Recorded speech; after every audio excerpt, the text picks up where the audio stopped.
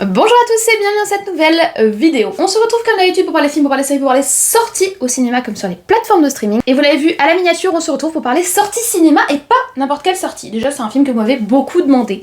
Et j'avais envie de vous dire que c'était une évidence, parce que film de dinosaures, parce que SF et parce qu'on est clairement dans le genre d'univers que j'aime bien. En plus de ça, il y a toute la petite hype à savoir si le film La fin de Oak Street, dont on va parler aujourd'hui, faisait partie du Cloverfield Universe. Si vous me suivez depuis assez longtemps sur la chaîne, vous savez que j'adore le Cloverfield Universe. Entre le kaiju géant, j'adore, l'horreur, j'adore, les huis clos avec un côté un petit peu SF mystérieux, bref, c'est tout ce que j'aime. Et j'aime le fait qu'il y ait 3 films Cloverfield qui soient liés entre eux, sans être vraiment du même genre ou de la même nature. Cependant, on pouvait dès à présent douter de savoir s'il faisait partie de l'univers, puisque le Cloverfield Universe, c'est Paramount qui en possède les droits. Et là, c'est un film Warner Bros. Ça reste un film qui avait quand même un gros potentiel. Et je vous propose qu'on squeeze directement à l'après-générique pour en parler. Servez-vous un grand verre d'eau, un café, n'oubliez pas de vous hydrater. N'oubliez pas également de soutenir la chaîne avec un like, un boost, un commentaire. Abonnez-vous si ce n'est pas encore le cas, vous avez le petit ton de générique pour ça. Et moi, je vous retrouve juste après pour parler de ce film.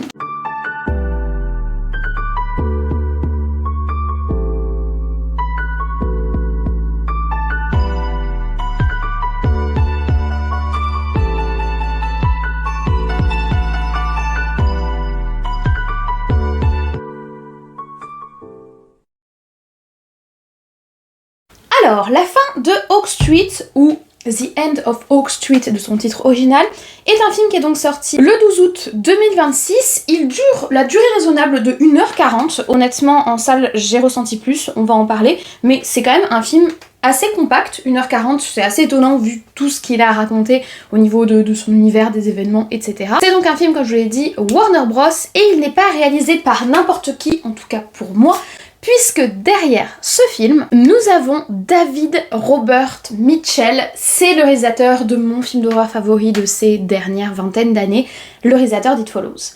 Il est à la fois à la réalisation et au scénario sur ce film. Il avait également réalisé Under the Silver Lake, un film très bizarre, un petit peu comme son It Follows. Donc il sort de sa zone de confort dans ce nouveau film La fin de Oak Street, en tout cas sur le papier, puisque jusque-là, il faisait plutôt des films de genre assez personnels, assez étranges, avec un fort concept, des films plutôt déstabilisants. Et ici, il revient avec un film qui a plutôt un profil de blockbuster de SF sauce Jurassic Park. Autant dire que ça peut être plutôt surprenant et que c'est clairement pas ce vers quoi moi je l'attendais en tant que réalisateur que j'apprécie vraiment dans le genre horrifique. Mais pourquoi pas, j'ai envie de dire, c'est toujours cool de sortir de sa zone de confort. Ce qui par ailleurs peut être plutôt rassurant pour un projet SF, c'est que à la production, nous avons J.J. Abrams, le J.J. Abrams qu'on ne présente plus, qui est vraiment un ponte de l'univers de la science-fiction, donc c'est quand même une alliance de personnalités assez intéressante qui, je pense, pouvait nous proposer un film avec un concept différent et quelque chose d'un petit peu frais dans le monde du blockbuster de dino. En plus de ça, on a un casting plus que séduisant, on va pas se mentir, hein. Je pense que ça se passe de commentaires et que c'était juste assez attrayant sur le papier pour me donner envie d'aller découvrir ce film. En plus de ça, j'ai beaucoup apprécié les affiches, c'est une parenthèse que je fais, je le dis pas à chaque fois, mais j'ai vraiment aimé les affiches, le côté décentré, le côté où on met en avant l'aspect dinosaure, mais de façon un petit peu plus discrète et moins frontale que des affiches à la Jurassic World par exemple. Oui, vous doutez bien qu'on va quand même beaucoup comparer ce film aux autres productions de dinosaures qu'on a pu avoir ces dernières années, et malheureusement, c'était pas les films les plus séduisants qu'on ait vus, hein, on va pas se mentir. Je vous renvoie vers mes vidéos sur l'univers Jurassic Park, les films et les derniers Jurassic World. D'autant plus que les parallèles ne s'arrêtent pas simplement aux films de dinosaures. Ce film, La fin de Oak Street, emprunte beaucoup aux univers Jurassic Park originaux de Spielberg, puisqu'il nous projette dans les années 80, la période bénie de Spielberg.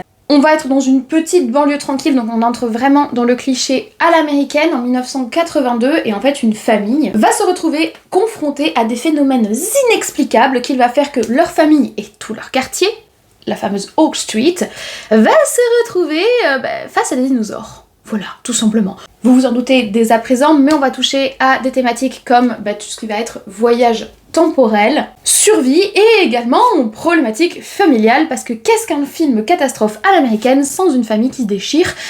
Je ne sais pas. Apparemment une bonne histoire parle d'une famille qui va pas bien. Voilà un petit peu pour le tableau général, je vous en dis pas plus et je vous propose qu'on passe directement sur mon avis en commençant, vous avez l'habitude, par la forme du film. Visuellement, j'ai plutôt apprécié le film. En fait, je suis assez mitigée sur certains points et charmée par d'autres. J'ai aimé en fait tout ce qui va être horrifique dans le film. Bah oui, on parle d'un réalisateur que j'aime pour son trait horrifique, pour sa patte horrifique, et je trouve qu'il a très bien joué avec dans le film, avec des plans qui nous montrent pas tout de suite le dinosaure, qui ne vont pas tout de suite nous confronter, immédiatement nous confronter à la créature. Vous savez à quel point je n'apprécie pas ça dans l'horreur, et ben c'est dans tous les domaines en fait. J'aime quand on suggère l'angoisse, quand on suggère la traque, quand on suggère l'élément de surprise. J'aime la suggestion au cinéma, et il y a beaucoup de plans en milieu de film principalement où le réalisateur va nous suggérer ce qui est en train d'arriver à la famille. Ça donne à la fois un côté décalé assez humoristique. On a des gens qui vont continuer à partir au travail, comme la vie de tous les jours, à prendre leur petit-déj, à aller faire leur jogging, sans se rendre compte que la situation autour d'eux a complètement changé. Et ça donne aussi des moments qui sont particulièrement angoissants, où tu suis un personnage qui se balade tranquillou dans son quartier, et où tu vois derrière, en arrière-plan, un morceau de papate, un morceau de queue, un bruissement de feuilles, bref, tout ce qui peut créer l'angoisse et un certain décalage entre la petite banlieue américaine et le gros monstre du Jurassique.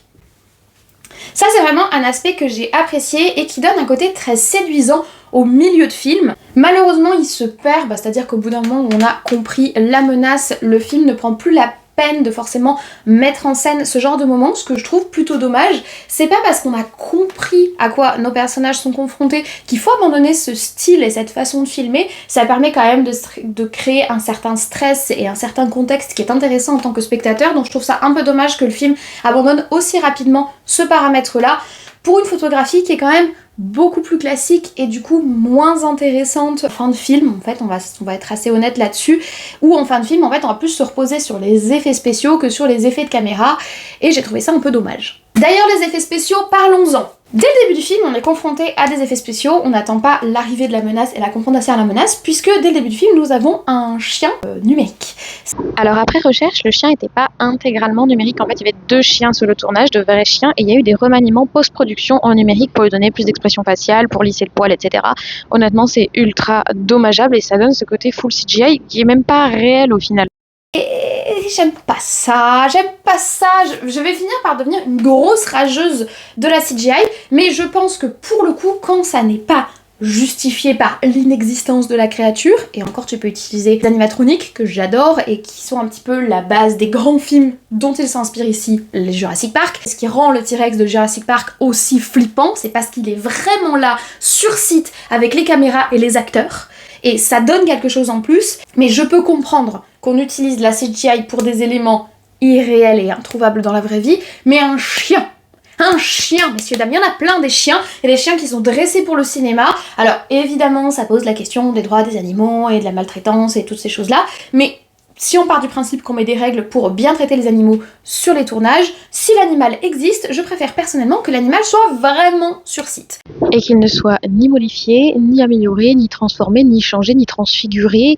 Enfin voilà, juste l'image telle qu'elle a été tournée, avec les améliorations couleurs, hein, vous comprenez, mais pas besoin de l'artificialiser. Donc dès le début du film, j'ai été un petit peu mise mal à l'aise par cette omniprésence des effets numériques. Ça ne s'est pas amélioré par la suite, voilà, ça fait fake, on voit que c'est numérique, on voit que ça n'existe pas. Mais par habituation, au bout d'un moment, on passe ce cap-là, et une fois que j'ai eu passé ce cap-là, j'ai quand même apprécié la grande diversité de dinosaures qui nous est proposée, et la diversité visuelle de dinosaures qui nous est proposée. C'est-à-dire que on a l'habitude du dinosaure bien lézardesque, recouvert d'écailles, etc. Avec l'évolution des connaissances et des trouvailles, etc. scientifiques, on sait que les dinosaures n'étaient probablement pas des gros lézards, mais ils étaient probablement un peu poilus ou un peu plumeux. Et le film exploite cet aspect-là, j'ai trouvé ça vraiment sympathique, et ça nous change un petit peu de ce qu'on a l'habitude de voir, du paysage dinosauristique, ça ne veut rien dire, dont on a l'habitude, donc ça c'est plutôt appréciable, et en plus ça donne des scènes qui sont assez sympathiques, où on va venir nous déstabiliser. Donc ça permet de créer un petit élément de surprise, et surtout de donner une saveur un petit peu fraîche et un petit peu rafraîchissante à l'univers dinosauristique, oui toujours, au cinéma. Maintenant pour moi ça s'arrête un peu là. Le dernier effet spécial dont j'aurais envie de vous parler, c'est l'effet spécial du temps dans le film. Pour ceux qui ont vu le film, je pense que vous voyez de quoi je parle, je trouve ça très décevant, assez commun et inintéressant. Voilà. Ouais, alors, je m'y attendais, et ils ont pas... J'aurais préféré quelque chose d'un petit peu moins... Mais globalement, les effets spéciaux sont propres, hein. C'est juste que j'en ai marre de ce tout numérique. J'en ai marre du tout numérique. Je commence à devenir une rageuse de numérique. Je suis même pas sûre que ce soit propre à ce film, je pense que c'est juste de la lassitude. Vous l'avez donc compris, sur la forme, j'ai été relativement séduite, c'est-à-dire qu'il y a des éléments qui m'ont vraiment plu, mais à côté de ça, il y a d'autres choses qui étaient moins convaincantes et qui faisaient un peu redite, qui faisaient un peu déjà vu, et malheureusement, ça va pas s'améliorer sur le fond, on va pas se mentir. Si je vous parle du fond du film et qu'on revient ensemble sur le scénario, il y a une idée. Et vous savez comme j'aime les idées. Il y a une idée de projeter un quartier entier, de créer le décalage entre la petite vie de quartier à l'américaine, vous savez à quel point c'est cliché dans le cinéma américain, mais essayer de détourner peut-être ce cliché pour venir le confronter à des dinos. C'est un petit peu la promesse que nous avait fait Jurassic World 2, la fin de Jurassic World 2, je sais pas si vous vous souvenez, de ma vidéo sur Jurassic World 3 où j'étais en fureur de l'absence de ce qu'il nous avait promis. La fin de Jurassic World 2, on a des dinosaures qui s'échappent dans le monde de la vie de tous les jours, le monde du quotidien, les petites banlieues américaines et le cinéma en plein air, etc. Et moi je m'attendais à ce que Jurassic World 3 nous montre des dinosaures qui rentrent dans des maisons, qui servent dans les cuisines, qui mangent les poubelles et qui marchent au milieu de nos rues, et de voir un petit peu la confrontation entre le monde du Jurassique et le monde moderne. Ça aurait été vraiment intéressant. Et cette promesse que Jurassic World 3 n'a pas du tout tenu parce que Jurassic World 3 était un très mauvais film, et bien ce film-là nous la propose dans une certaine mesure et j'ai apprécié cet aspect-là. J'ai apprécié ce mélange des genres qui parfois tire vers la comédie et qui parfois tire vers le côté bon enfant familial, du dinosaure dans notre petite rue tranquille qui mange nos poubelles et qui rentre dans nos cuisines. J'ai aimé ce côté-là. J'ai par ailleurs adoré la scène du serpent. Voilà. J'en ne dirai pas plus, mais dans ce goût-là, j'ai adoré la scène du serpent. J'ai trouvé génial et pour moi c'est la meilleure scène du film. Cependant, parce qu'il y a un cependant, vous vous en doutiez, c'est tout. C'est-à-dire que j'ai aimé cette idée-là, j'ai aimé comment ils le proposent, mais par contre j'ai pas du tout aimé comment ils le développent et comment ils font évoluer nos personnages dans cet univers-là. Nos personnages sont littéralement suicidaires. Je ne vois pas d'autre explication. Ils sortent sans aucune organisation, ils font n'importe quoi. Autant au début tu dis ils vont s'organiser. Non, c'est là, ça sort combattre des dinosaures avec des battes de baseball. Comment? Sur quelle planète? Qui? Pourquoi? Je veux bien qu'on n'ait pas une haute estime de l'instinct de survie américain, mais tout de même. Et c'est le cas pour l'intégralité du quartier. C'est tout un quartier qui est là. Ça doit être des centaines de personnes. Où sont ces centaines de personnes? Où est l'organisation pour survivre? Chercher de la nourriture pour essayer de s'en sortir? Où on va s'organiser en fait? Il n'y a aucun réflexe normal, d'humain normal projeté dans cette situation. Il n'y a que des réflexes d'humains n'ayant aucun instinct de survie. Et du coup, ça fait que il y a un moment, une rupture qui se fait entre moi et le film, entre le spectateur et le film, parce que le personnage du film prenne des décisions complètement absurdes. Et quand je dis complètement absurde, je pèse mes mots. Ça rend presque comique ce qui se passe, et je pense que vous avez la scène des 2 dinosaures, si vous avez vu le film, je pense qu'on a tous rigolé, parce qu'il y a des moments qui sont totalement comiques du fait du décalage entre ce qui se passe et la façon dont nos personnages réagissent. Le gros problème, c'est qu'on rit du film et pas avec le film. Est-ce que le film a cherché à aller dans ce côté petite blague du Jurassique, les gros caca? Oui, clairement, le film a cherché ce registre. Est-ce que c'était le plus pertinent? C'est intéressant, ça aurait été intéressant de le garder à quelques moments, c'est-à-dire alterner entre des moments stressants et un petit peu horrifiques, et des moments gros caca de dinosaures. J'aime le côté décalé, j'ai pas une absence totale d'humour tout de même. Je suis pas une fan de comédie, mais je sais rire dans la vie. Je trouve que le film n'arrive pas à rééquilibrer ces scènes complètement décalées, complètement humoristiques, pour quand même donner un petit peu de réalisme aux choix et aux agissements de ces personnages. La résolution, pareil, la fin du film, elle est absurde, et la résolution est absurde. Autant il y a un moment qui est dramatique que j'ai trouvé super, je me suis dit là le film il prend des décisions, là le film il porte ses cacahuètes, il les pose sur la table et il dit tiens, tu veux combattre des dinosaures? Ben regarde. Ah ça y est, je me disais ça y est, le film revient vers quelque chose d'un petit peu plus réel, d'un petit peu plus concret, et la fin vient faire mentir tout ça, et c'est vraiment très dommage. La résolution et la fin m'ont vraiment déplu. Et à mesure qu'on avançait, le scénario me parlait de moins en moins et ça me faisait de moins en moins rire parce que je voyais qu'à aucun moment on allait redresser la barre et qu'on allait continuer à être bon enfant, family friendly. Ce qui est cool, hein, je suis pas contre le fait qu'on fasse des films familiaux, mais c'est pas parce qu'un film est familial et s'adresse à tout le monde qu'un film peut pas être un petit peu plus sérieux ou du moins avoir un minimum de cohérence. La cohérence a vraiment manqué dans le film. Maintenant, est-ce que j'ai passé un bon moment? Arrive donc à mon bilan. Si je fais le bilan du film, honnêtement, j'ai passé un bon moment devant le film. Alors certes, j'ai eu du mal à rentrer dans le tout numérique. J'ai eu du mal avec l'aspect un petit peu facile de certains moments du scénario, mais il n'empêche que j'ai passé un bon moment avec cette famille. Les personnages sont certes complètement stupides et j'espère que personne n'existe sur cette planète et réagirait comme ça, mais il n'en reste pas moins assez attachant. J'ai apprécié le parti pris de la scène dramatique, j'ai apprécié le parti pris de juste l'idée du scénario, le concept du scénario. J'ai passé un bon moment, mais plus j'y réfléchis, et plus je repense au film, et plus je me dis ah, ils se sont quand même un peu foutus de ma gueule. On va pas se mentir, au niveau scénaristique, au niveau écriture de scénario, au niveau retournement de situation, au niveau réalisme de la pensée des personnages, au niveau de leurs actions, de la façon dont ils choisissent de réagir à cette situation, on s'est un petit peu fichu de moi. Et la fin, c'est un peu le pompon sur la Garonne du gâteau au chocolat. La fin, on te dit, plus rien à faire, que ça se tienne et que ça soit un petit peu cohérent. Et évidemment, vous allez me dire, oui, mais il y a des voyages dans le temps et des dinosaures, de toute façon, c'est pas cohérent. Ce n'est pas la question. Vous savez, il y a ce qu'on appelle la suspension d'incrédulité. En tant que spectatrice, j'accepte qu'ils puissent se retrouver confrontés à des dinosaures, j'accepte ce qui est arrivé à leur quartier, mais en échange, tu dois faire que les choses se tiennent quand même un minimum, qu'il y ait un minimum de réalisme et qu'on ne verse pas trop dans l'absurde. Et là, le problème, c'est qu'on verse trop souvent dans l'absurde. Le film vient trop souvent s'auto-contredire. Il essaye de créer le danger et au final, il n'y a pas de réel danger vu comment tout le monde survit. Il essaye de montrer la petite vie de quartier avec la petite fête de quartier au début et les voisins, et on nous présente quelques voisins, et au final l'intégralité des voisins disparaissent dans le film et on a l'impression qu'il n'y a que leur maison qui a subi ce phénomène, tellement il n'y a plus personne autour d'eux. Le film nous projette dans le début d'une volonté de survie, d'organisation de la famille, et puis après on fait totalement n'importe quoi en oubliant le danger et le fait qu'on ait des petits mammifères de 1,2 m là, pas très costauds et très bons à manger. Le film introduit une scène dramatique, mais au final, oh là là quand même, papillon et crustacés. Oui, il fait passer un bon moment, mais ça sera pas un moment marquant. C'est juste un moment sympathique avec des dinos, un petit chien et une famille un peu sympa qui s'entend pas bien au début comme dans tous les films, qui a une petite banlieue américaine comme dans tous les films, et avec des gros dinos.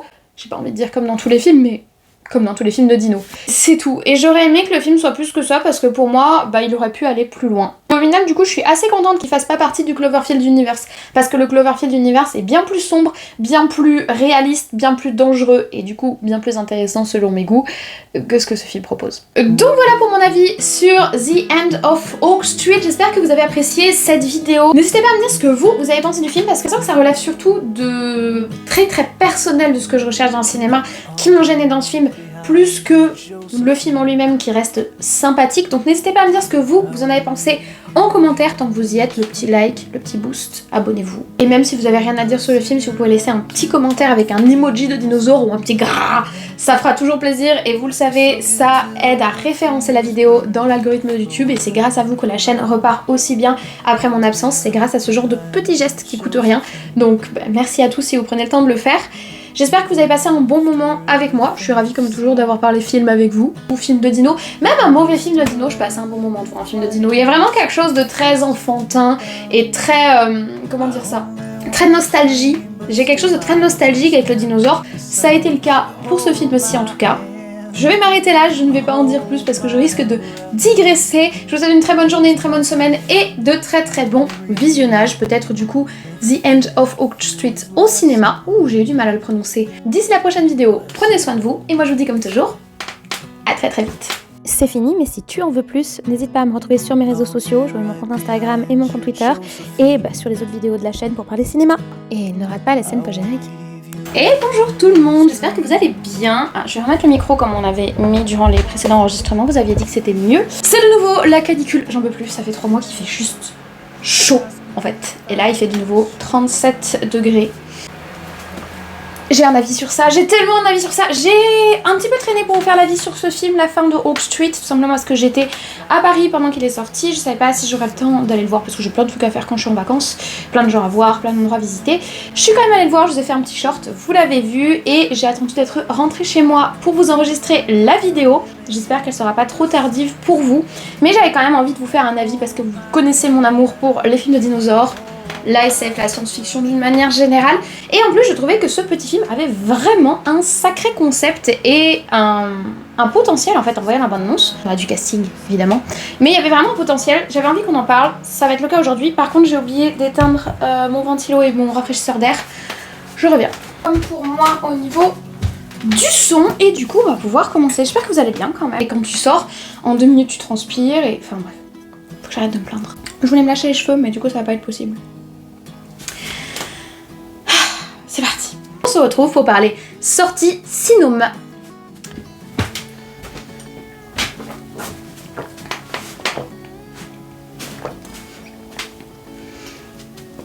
Les gros caca de dinosaures. J'ai eu comme beaucoup d'enfants ma période où j'avais le livre avec tous les dinosaures et je les connaissais tous par leur race de dinosaures et j'allais creuser dans mon jardin pour essayer de trouver des autres dinosaures, donc il y a quelque chose de très nostalgique et c'est vrai que même un mauvais film de dino me fera forcément passer un petit moment de nostalgie un peu agréable. Je trouve ça très joli d'ailleurs comme nom de rue. Bref, je crois que ça se voit que je transpire. Non, je suis pas très habillée hein, mais comment il fait là? Il fait 29,5 dans mon appartement. Et dehors, il fait 37. J'en ai marre. Je vais pas vous embêter plus, faut que je fasse les petites photos avant de briller comme une boule à facettes pour m'en incruste dans l'affiche et pour ma miniature. Donc je vais aller rallumer mon ventilo aussi, ça va faire du bien. Et rallumer mon rafraîchisseur d'air et je vous dis à la prochaine. Merci d'avoir regardé cette chaîne post-générique. Oh, je vais voir 2 films cet après-midi. Je vais voir le nouveau Inside Youth, j'ai envie de dire évidemment. J'ai plus d'espoir, mais c'est de l'horreur, c'est une saga d'horreur, j'ai envie de savoir à quel point ils vont tomber bas cette fois-ci. Ça se trouve ce sera bien, je suis mauvaise langue. Donc je vais voir le nouveau Inside Youth et je vais voir Juste pour une nuit. Et demain, normalement, j'irai voir Fjord de la Palme d'Or et Mutiny. Voilà, 2 salles d'ambiance, hein, clairement. Demain, c'est pas sûr parce que demain il pleut et du coup, s'il pleut, j'irai peut-être en profiter pour aller courir. Bref, vous vous en fichez. Merci d'avoir regardé cette scène pas générique.